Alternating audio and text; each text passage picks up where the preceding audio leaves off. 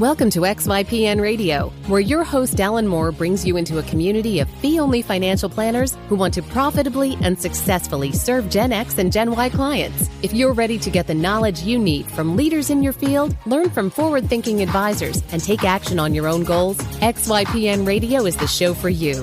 Here's your host. Hello and welcome to this episode of XYPN Radio. I'm your host, Alan Moore, and I'm excited to have XYPN member Sidney Divine, founder of Divine Wealth Strategies in Atlanta, Georgia, on the show today. Sidney started his career in financial services, first by cold calling a bunch of random firms until he finally found a position, and then making 500 calls a week to build up his book of business. He found his recipe for success through cold calling, noting that so few people do it now, it can actually be an effective sales strategy. His firm ended up hiring a financial planner, which he learned a lot from and how to actually get paid for giving financial advice. So he started doing more financial plans, which eventually led him to launch his own RIA to provide financial planning to his clients. Pretty much all of his clients moved with him, which gave him a great revenue start to the firm as he hit the ground running. He has brought on about a dozen clients in the last 5 months and is finding success through his natural network as well as client referrals. He's starting to look at hiring an operations manager and has identified his next financial planner hire who is actually still in college. And crazy connection, but I used to play basketball against the homeschool team that he coached for many years as I was a homeschool kid in Atlanta.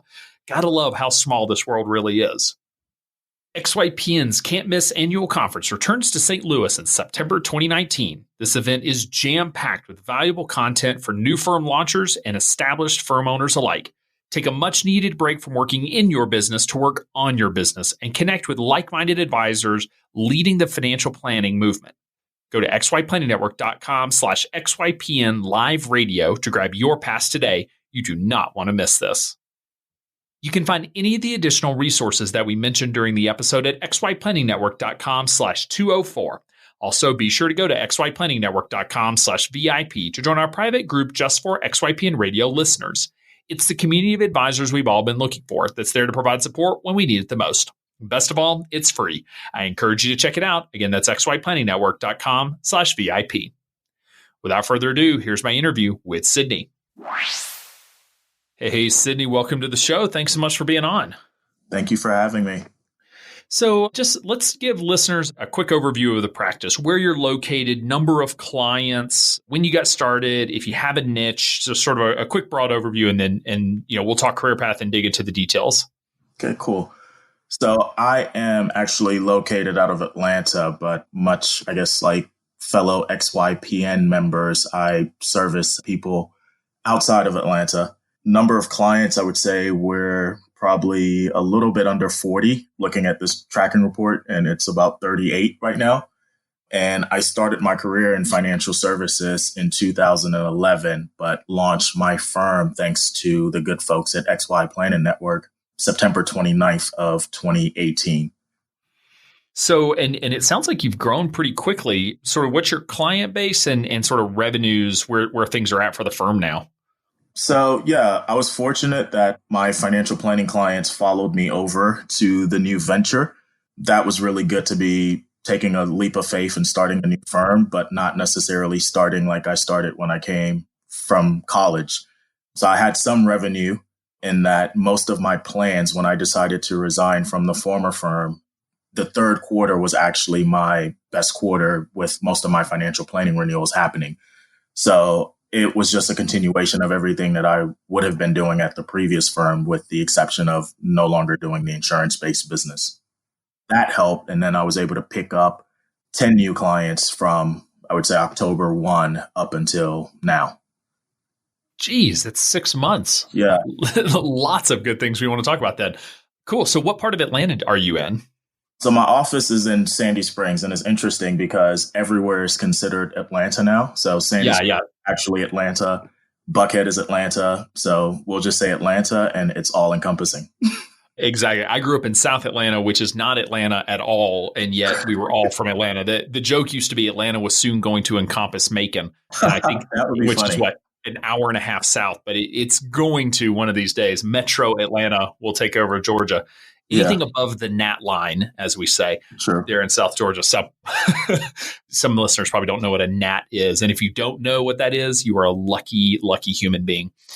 Cool. So let's talk career paths. So did you, sort of come out of college thinking you were getting into financial services? Like what was your introduction to this industry? Yeah, I like the way you phrased the question. So I actually signed up for the gig thinking that I would do financial planning, more so catered towards investing.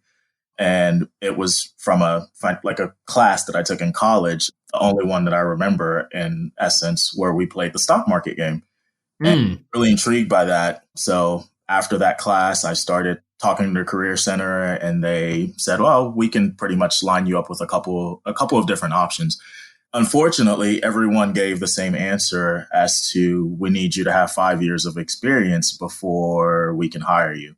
So I kind of had my work cut out for me, but I spent a lot of time on the phone calling people and emailing them. And it was almost like cold calling for a job. And I landed on a company that was more so the financial planning arm of a big insurance company. And when I started, it was more of the, you have to make calls, you have to see people. I think it was if you see 10 people in a week, 3 of them might like buy something from you. And, that's kind of how you built your business. I was never really a networker. I'm kind of an introvert by nature. But I did love the telephone. So I would, in essence, make like 300, 400, 500 calls a week. And I got it down to a science. If I made 500 dials, I would probably talk to 100 people. Out of the 100 people, a majority of them would have not so nice things to say to me. Very few of them would be interested in meeting. And even fewer would possibly become clients. But it was more about the activity. And that was pretty much how I started. It was just activity, activity, activity. And over time, I guess after surviving the first couple of years, there was a financial planner that the firm brought in from Virginia who had a very successful career as a fee-based planner, in that whereas other people in the local firm weren't necessarily charging for financial plans, he was. And his whole thing was, it's the right thing for the client. It's also the right thing for you, because you're not waking up in the new year after a stellar year starting from zero. And I was still young, but it appealed to me because I looked around the office and there were guys who were in there 20 years and they were still pounding the phones as much as, someone who had been there for 2-3 years. Sure. My uncle Fred has a saying, a smart guy can learn from his own mistakes. A real wise guy can learn from the mistakes of others. So I kind of looked ahead and didn't want to be that guy 20 years later pounding the phones. So I started doing things a little bit differently. And it's interesting because I failed at it. I remember it took me 13 fee quotes before I got my first person to say yes. And I felt like a reluctant yes. But over time, just by sticking with it, I got pretty good at it. And I got so good that prior to leaving the firm, I was their top financial planner. And I think the numbers that they ran was out of 1,800 planners within the nation in that particular firm, I was number 35. So that was kind of fun to see. I was really just only going for number 1 in the local firm, but to be top 50, that was pretty cool. Yeah, that's a huge accomplishment. Yeah, so I decided to kind of take the show on the road because there were some differences in the firm that didn't really align with my values and my clients. And I haven't looked back since. So, yeah. That's awesome. I appreciate you sharing that because I think there are a few things in there that are really important to note. And one is, yes, we throw shade on cold calling, and whether you enjoy it or not, it does work. It does. A recent study just came out from high net worth investors. 25% of ultra high net worth investors said that they found their advisor because their advisor called them. Yep. So 25% of ultra high net worth people are still relying on the cold call inbound. And yes, you're going to get, for that type of client, you're going to get 10,000 no's before you get a yes. But, for ultra high net worth, that may be $100,000 a year, fee client. So it's worth it. And not too many people are doing it. There's not really that much competition because, a lot of people are, they are afraid of it. So It's like if you're doing it, that's somewhat of a differentiating factor. Because not too many people are cold calling. Not too many people even have home phones anymore. This is true. I do wonder sometimes about, I remember a prospective client interviewed me and a couple other firms in the area, and they had enough money that they could have, they could have hired anybody. And they said they hired me because I was the only one who seemed excited to work with them. That wasn't just like bored in my day-to-day life. And I think part of it was just, when you're successful, you can relax, and sometimes we take our eye off the ball. And I do wonder if cold calling sometimes does give the perception of like, this person's hungry, and like, do I want to work with someone who's like bored or someone who's hungry? And whether you agree or disagree with it, it does work. So it does. So one like really interesting story, and this is like funny kind of looking back. We're like great friends now. She's like the first client to, I guess, all these years later, when we hang up the phone, she was the first to say, "Hey, I love you." And I was just like, I guess we're doing this. So I was like, I love you too.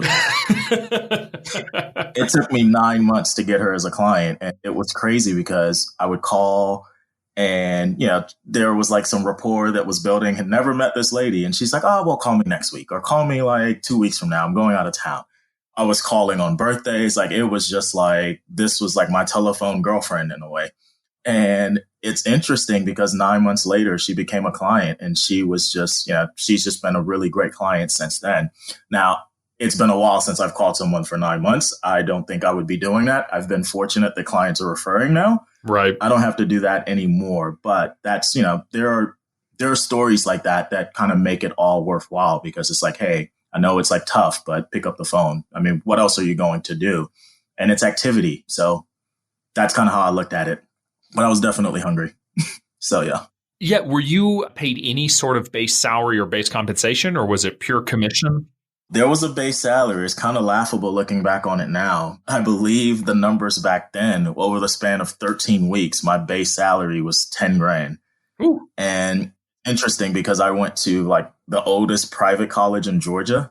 And, there were like friends of mine who had gotten jobs and they were making like, 50, 60,000. And I think overall in my first year, I may have like brought in 35, maybe 40,000, but $10,000 of that over the span of 13 weeks. That was really the base salary. That was all you in essence got. So, yeah. But you were able to find, there are some people who that's all they make for their first year while they're still, again, just like hitting the ground, trying to learn how to sell. Once you got, I understand selling insurance products because it's more transactional, or it's more of, hey, you need this. So, here's what you're going to buy. But when you're selling financial planning, that's a different pitch. It is. So what did you find? Obviously it took a little while to sort of hone the messaging, but what did you find? You call someone out of the blue and you say, clearly you need financial planning, because I believe all people need a financial plan. So how did you frame it, or what did you learn from those experiences that helped you sell financial planning through cold calling?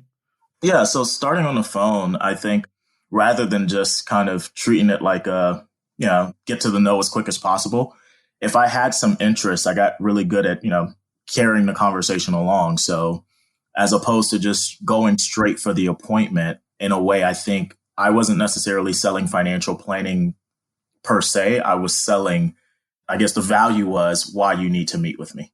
So I would ask different questions about, like, let's just say it was someone, because we got some of these cold leads with people who were either retiring or they had just lost their jobs. And in essence, you would be calling them to talk about their benefits. So asking a question about, your old 401k, do you have kids? Just asking questions and getting people talking. And, before long, they would share something that was a goal, and there would be a follow-up question behind that goal. And it's just like, I've helped clients with this. If you could, spend like an hour with me, the meeting's free of charge, because you're not going to pay for something that you don't find value in. And if I can't show you value within the time that you spend together, then it's a no-brainer.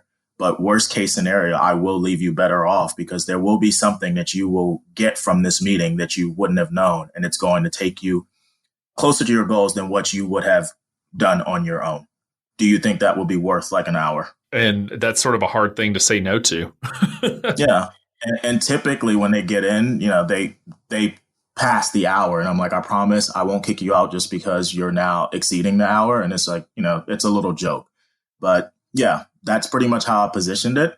And when they came in, I was just interested in hearing about their goals, because honestly, that's all financial planning is. Like, I think a lot of times people think, oh, well, they have like $1 million, so you get to manage their money. But no one just wakes up in the middle of the night and they're like, oh, I have this portfolio, or, oh, I'm trying to get this, or, oh, like, I wonder how my insurance is doing. I think everything is tied towards a goal. So kind of that was my thing, just got them talking about their goals. And if I was able to help, I told them how I could possibly help. If I wasn't, I let them know, like, hey, the meeting was fun. I hope you had a great time. I hope you learned something from it. And I'm just not able to help. And that was something that I liked with financial planning as opposed to the insurance sales, because like you mentioned, insurance sales was transactional. So you meet with so many people and that's it. But I think with financial planning, you position yourself as a professional and you didn't need to write 100 lives per se. Like if you met with 100 people and let's just say you weren't that great at it and you got 20 new clients out of meeting with 100 people, that's still 20 plans that you're paying, like getting paid a financial planning fee. And you are typically getting additional revenue if they love you enough to let you implement the financial plan. So I just found that it was, I don't know, like I'm a numbers guy. I found that it was just better. It felt like there was an end in sight and I wouldn't be the guy 20 years into my career still pounding the phone.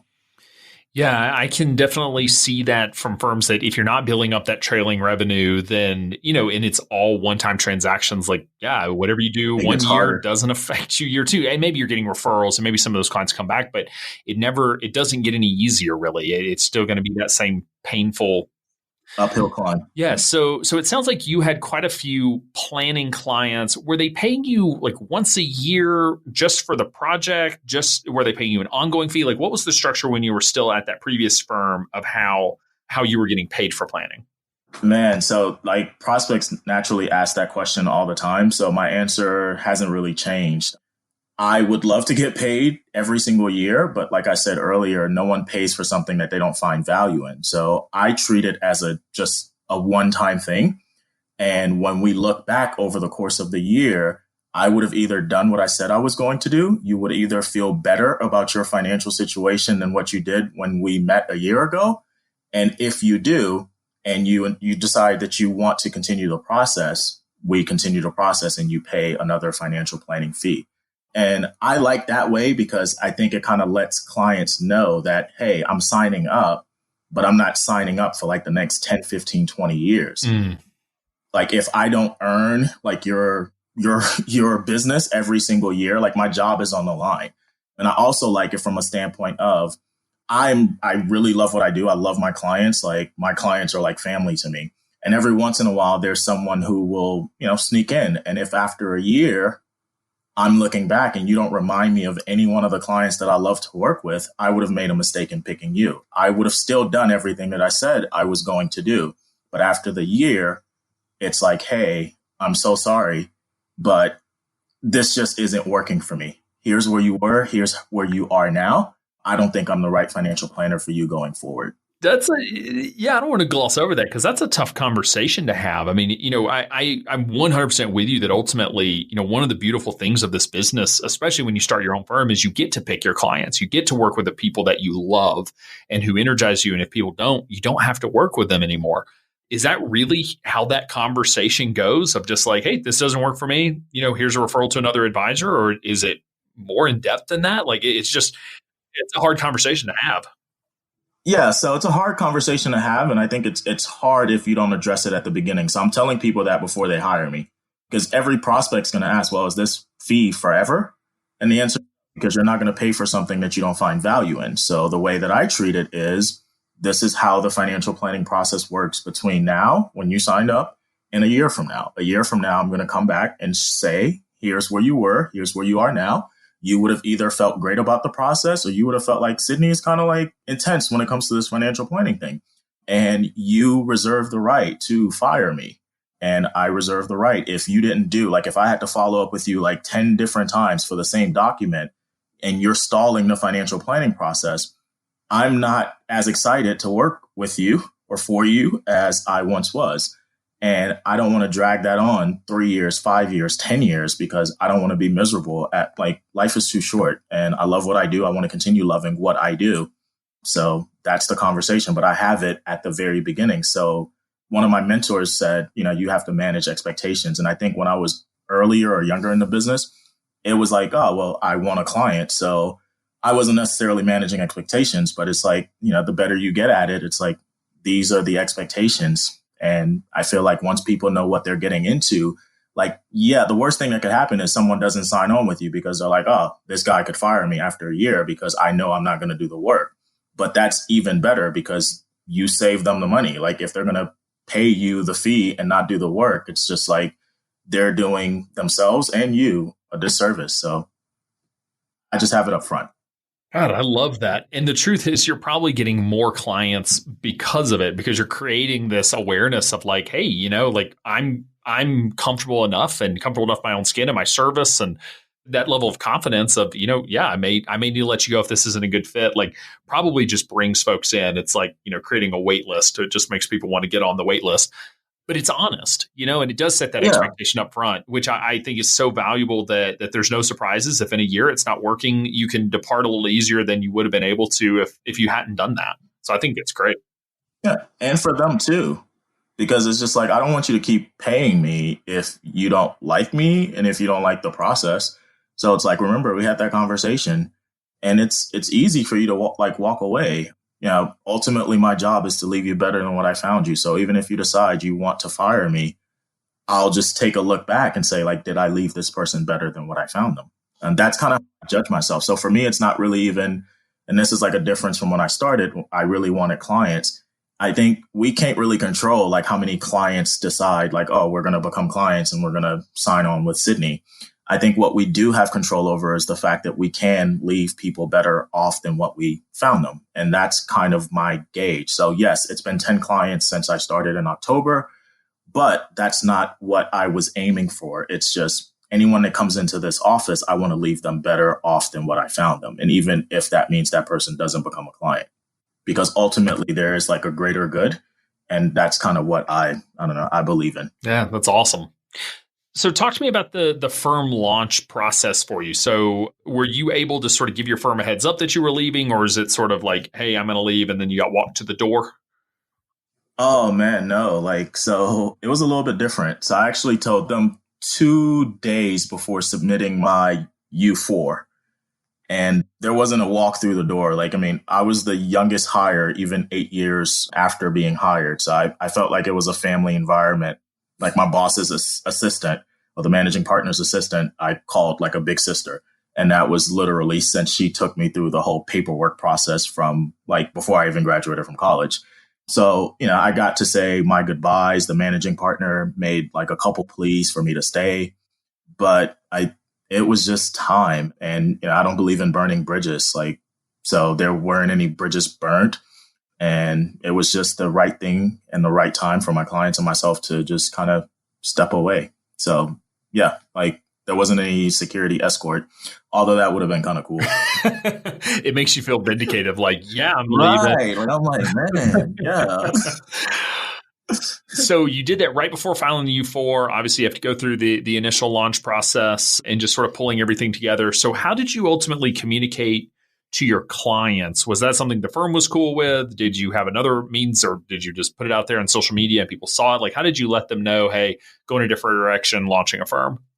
The XY compliance people would love this. I didn't put anything on social media because I was still getting like my firm approved. So like no social media sites. But I have like a really good relationship with my clients, and most of their reviews were kind of coming up.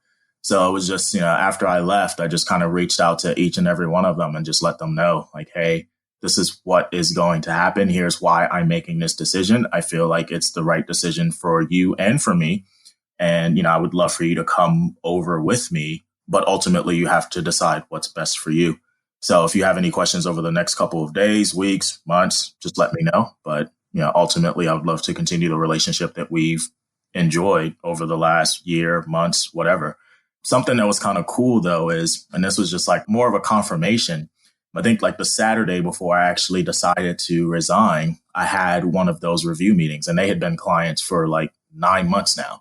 It's interesting because after the review, I'm like, okay, it's the weekend. I can just go ahead and let them know because I have to get in the habit of having these conversations anyways.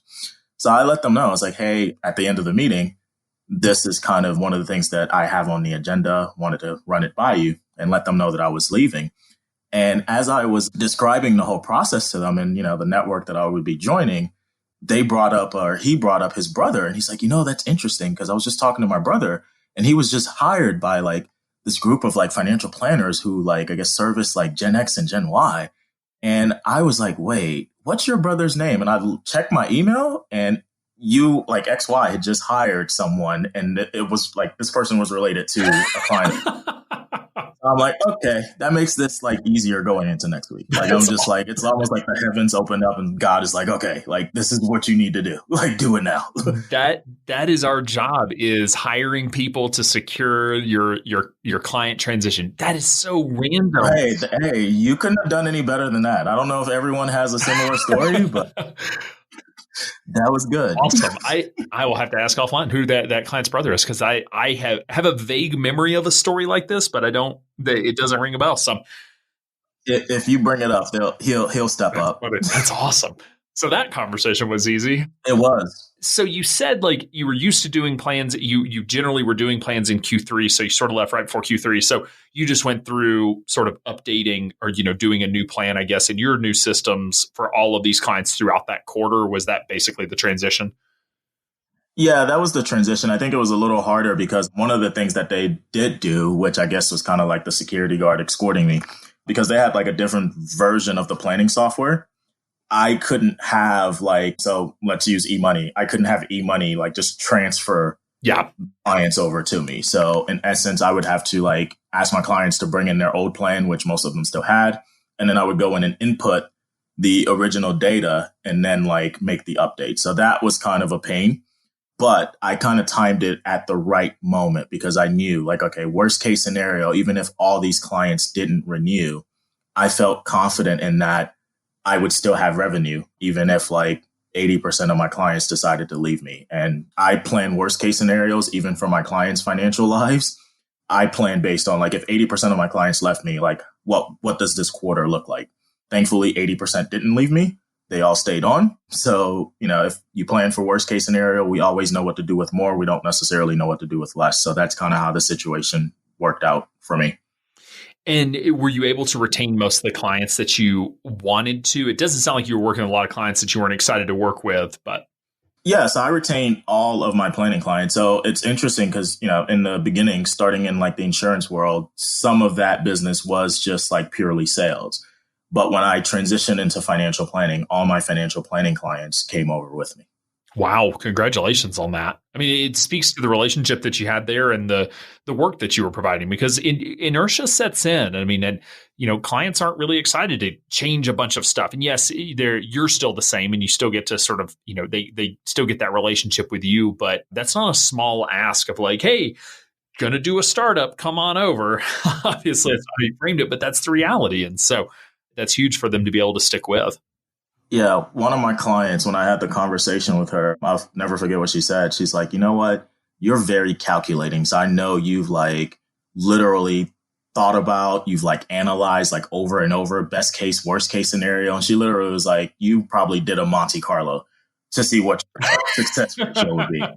And that's kind of how I thought about it all. So I knew that I was going to be okay. But ultimately, I feel like, so I'm also a financial life planner. And I saw like the plug with George Kinder at the conference, which is like, yeah.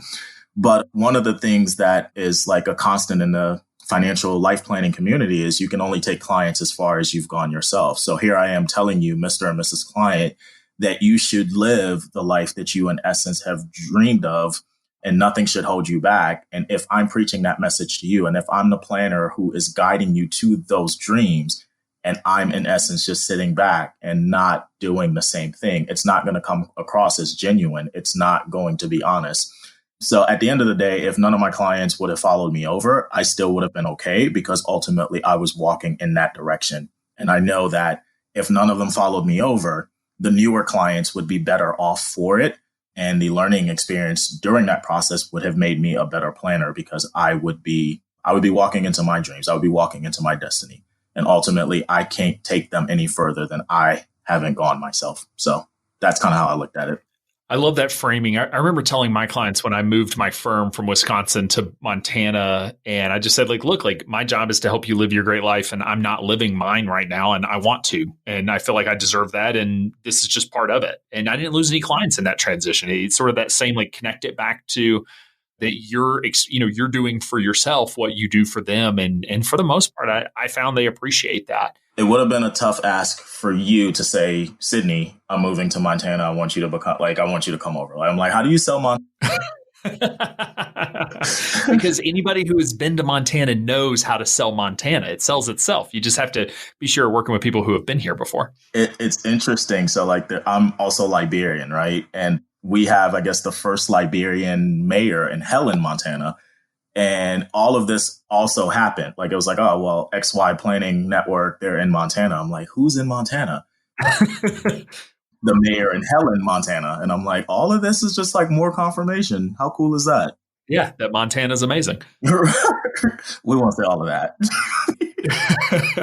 You mentioned the RLP, or the Registered Life Planner. So this is a program that George Kinder started many years ago. It's had a lot of iterations and now is officially the RLP. You mentioned this, but George Kinder is going to be hosting a pre-conference training at our conference. So it's a 2-day intensive on life planning.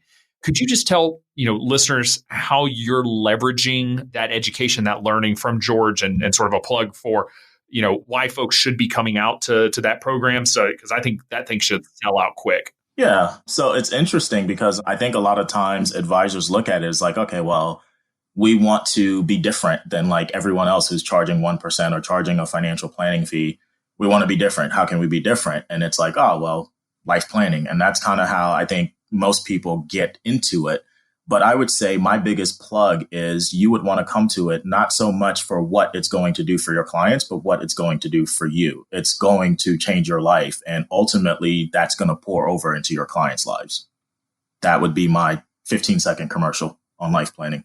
There you go. I remember Holly Thomas with Mosaic. I'll never forget this interview question she asked me after I had worked for Rick Kaler, who was part of that initial group with George that really defined life planning and financial therapy. And I remember she asked me the question, what's the difference between life planning and financial planning?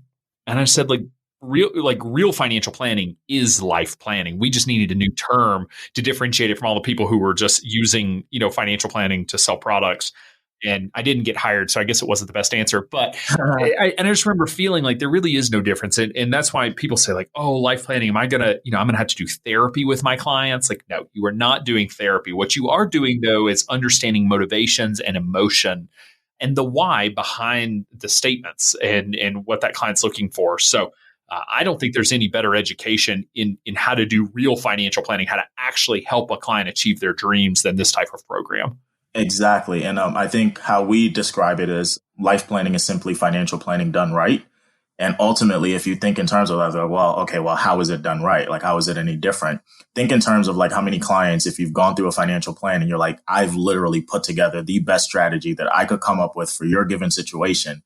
And then like 3 months, 6 months, a year later, they haven't really followed it.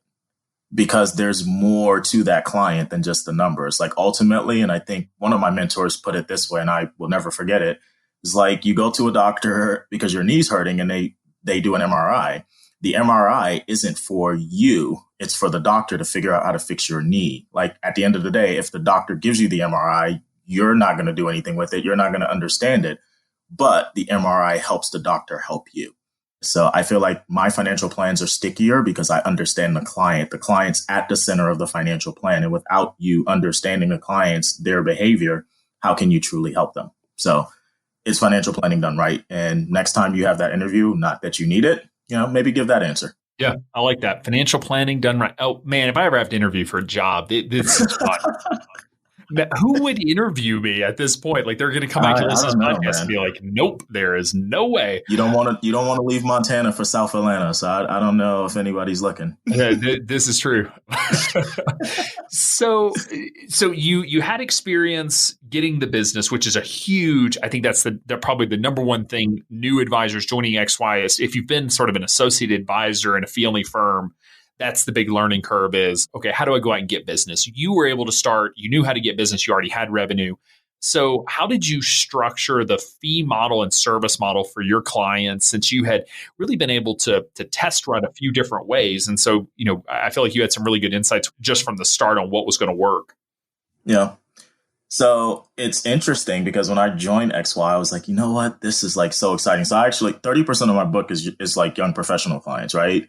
And all of them pretty much pay like how everyone else pays. So it's like, you'll give me half, like if I charge you $3,000, you'll give me half up front and then half later, or you pay the full $3,000.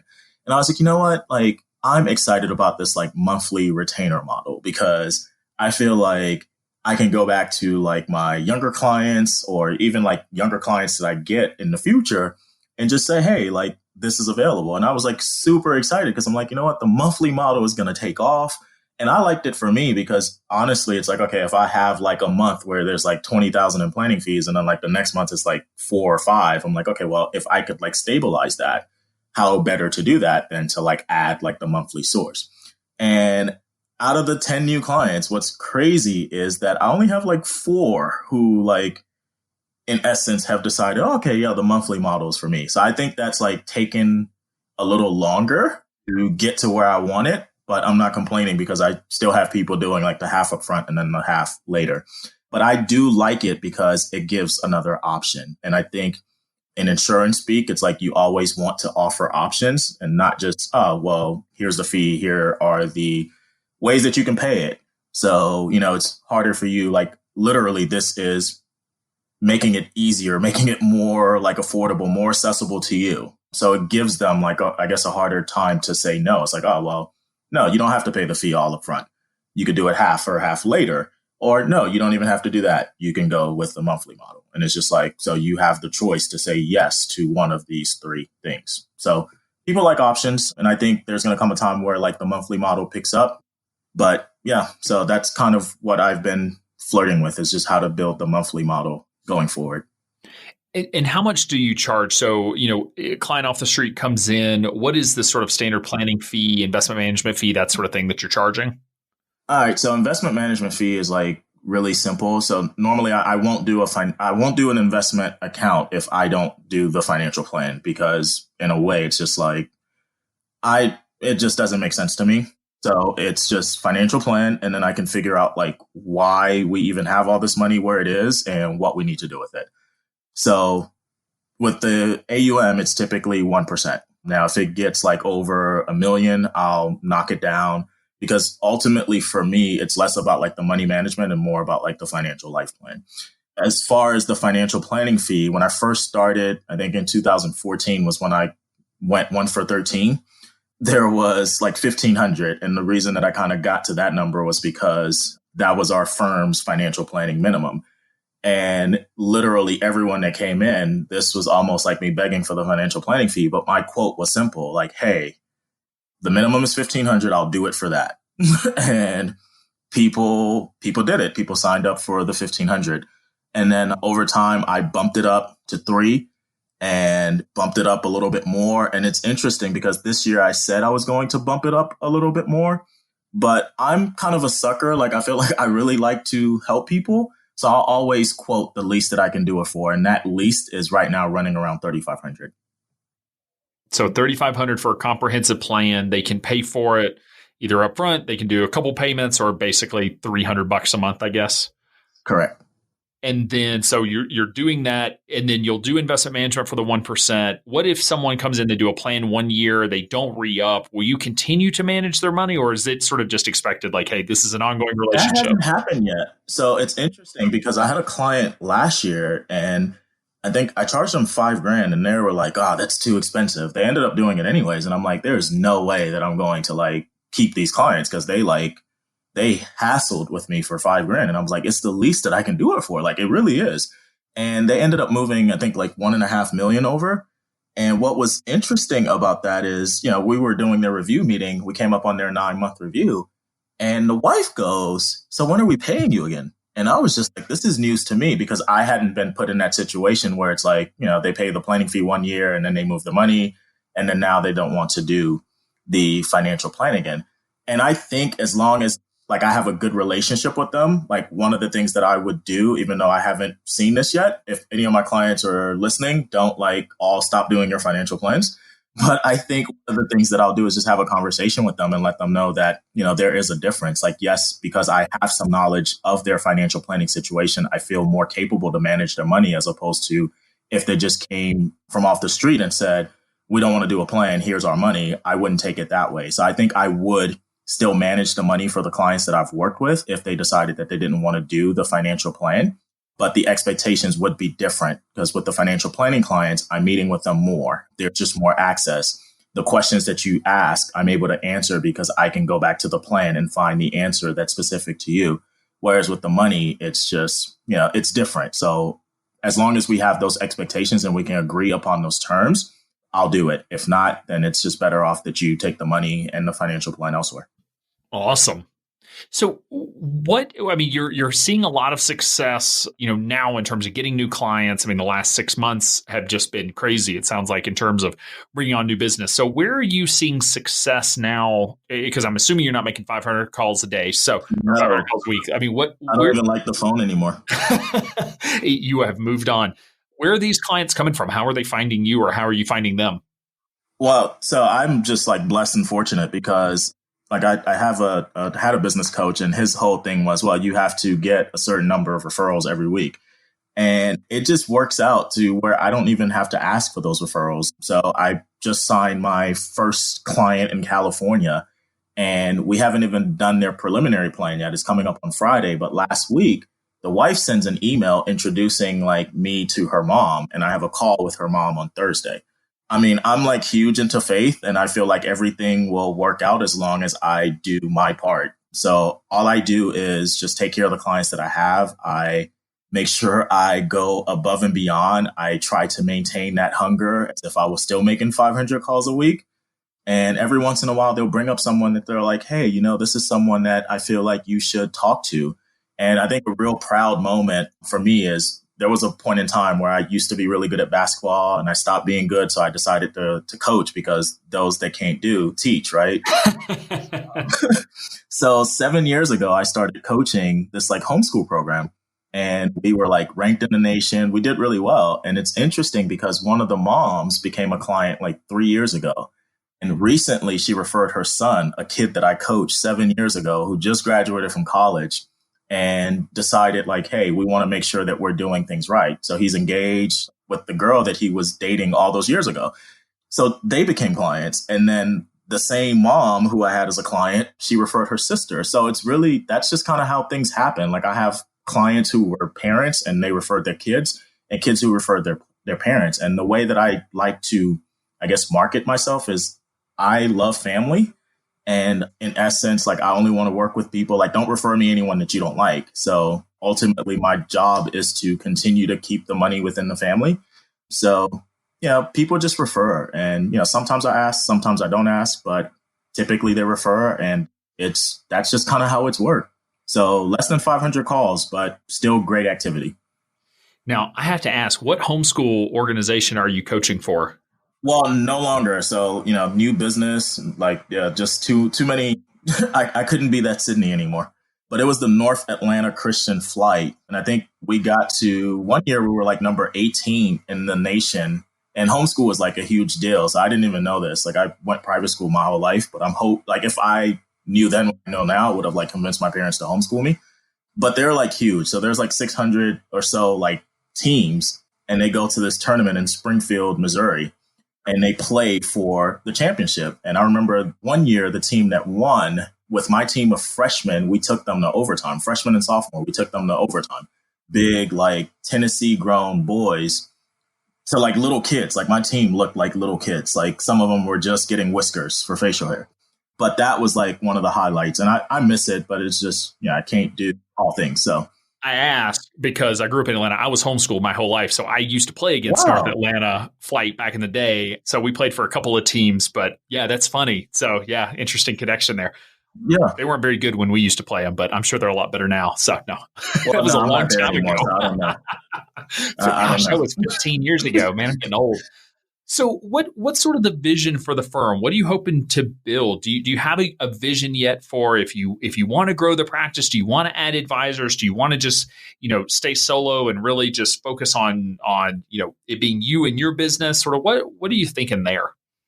Yeah, like I feel like if any financial life planner said he didn't have a vision, like everyone in the life planning community would disown him. So I won't be the person to say that. Yes, there is a vision for the firm. I think the very first thing will be an assistant, well, more of an operations manager who will be coming on this year in the fourth quarter. So she's already been picked out and she's incredible. Like I just know the level of work that she can do. And I know that it'll just be better for both of us. So that's the first thing. So no, I have I don't want to do this solo because in just the last 6-7 months, it's just the workload, it can be overwhelming. No, I don't want Divine Wealth Strategies to just be Sidney Divine. No. And then there's also a kid that I used to coach on that homeschool team, which is super cool. He's at Texas Christian right now, going into his sophomore year, I believe. And he is going for financial planning. So he already knows this, but when he gets out of school, it's almost like financial planners who are familiar or financial life planners who are familiar with HANA. It's almost like my aloha moment in that I remember getting a $10,000 salary over the span of 13 weeks and having to hustle. But this is a kid that I want to, in essence, bring in, give him an offer that he can't refuse. And literally for the first 3 years, he would make way more than what I made. And his whole thing would be just to learn, learn, still getting a really nice salary, but learn. And in essence, it would be, this is how I wish I would have grown up. Mm. So this is me kind of paying it forward. And I think he's going to be incredible at it. So in fact, he's going to be here this summer and I get to beat up on him in golf because he's got me a couple times. So yeah, got to step back up. I got to, his makes sense. He's in school. The lady that you're going to hire for operations, that's a little different because I'm going to hire her at the end of the year. What is her situation that you've already been able to identify someone that is going to be a good fit, but they're not ready to start today? Oh, well, so it's interesting because she's with child. So that's kind of the dynamic. And, she and her husband are really great friends of mine. We do a monthly lunch dinner. And it was just, in the firm, you typically get to daydream and it's you know what, if I could have an assistant, if I could have some help, if I could have someone, these are the top 3 people. And this is the top one. Will she ever even consider leaving? And then before I left, she was kind of having some conversations and I'm you know what, this could be a good fit. So yeah, it's going to be a great fit. So that's kind of the whole situation. Very cool. Okay. No, that makes more sense. I was just how does that work? Because that's finding great people. I mean, that is the number one challenge that business owners ultimately face. If you're going to grow, it's all about the people that you hire and that you bring in, and ultimately they set the tone for the future of the business. And so I don't mean to overstate it, but I don't think it can be understated just how important it is to bring in the right people. I feel like she's going to be more valuable than me, honestly. And I tell her this, it's just you're the MVP. You are I can do so much, but I feel with her, it's almost we would have 5 people between the 2 of us. Fair enough. Don't ask, the numbers just make sense. 1 + 1 is 5. So what are some of the big projects that you have that you're taking on and things that you're working on? Sort of what's coming in the next 12 to 24 months? Obviously hiring 1, maybe 2 people. What else are you sort of focused on with the business? So something that's different. This is my first podcast. Also, what's coming up in a couple of weeks, I'll be at the FPA retreat. That's my first time there too. And one of my mentors, who is a registered life planner as well, I'm going to be sharing the stage with him. So I'm kind of nervous and excited all at the same time. So that's something that's right around the corner that I think is kind of cool to be experiencing that moment with him, because I give him a lot of credit to who I've become, because he helped take me from a pup to less of a pup. This is what I'll say. So yeah, that's something that I'm really excited about. And a couple of things that I can't mention yet, but you guys will know once it kind of happens within the XY community. Very cool. Yeah, it's always fun, especially at this stage of the business, because, things happen really fast, and you can get new projects off the ground and new focus and that sort of thing. So sounds like it's going to be an awesome experience. And can you share what life planner, who are you sharing a stage with? Oh, yeah. So he's Dr. Stephen Brody right now. I knew him before he was Dr. Stephen Brody. Yeah, just wanted to put that out there. But yeah, now that he's all famous, he's got to put the doctor on it. The doctor, yeah, Like I said, I mean, this is the world I grew up in. I was very fortunate to sort of fall into it. But I'll say if folks are out there and you're sort of feeling a little like the financial planning process feels a little empty and like you're not quite sure what to talk about and you keep going back to, I guess let's look at the investment statements and see how the investments are doing, consider coming out again, come out to George Kinder's 2-day event at our conference, go to FPA retreat. It's another great opportunity to interact with these advisors. There is the Financial Therapy Association. There's another group there that you can go interact with and just sort of see this side of the financial planning world. Because once you see it, it's really hard to go back. Because once you really experience what we call real financial planning, or financial planning done right, it's really hard to ever unsee it. And therefore it'll take over your practice in a very, very positive way. So highly recommend it. Yeah. Awesome, man. Well, as we're coming to a close here, I'll ask you the final question. If there's one piece of advice that you wish you could go back and give your younger self, one thing that you've learned that you wish you had known then, what do you think that one piece of advice would be? It's how I kind of go to market now. It's, back then I was more concerned about the numbers, like how many people do I have to meet with to sign on a client? To quote Joel Embiid, like, trust the process and more so enjoy the process. And it's less about how many clients you can get. That's something that's out of your control. Just think about making the world a better place. So every interaction that you have with anyone, how can you make the world a better place? How can you make that person's life better?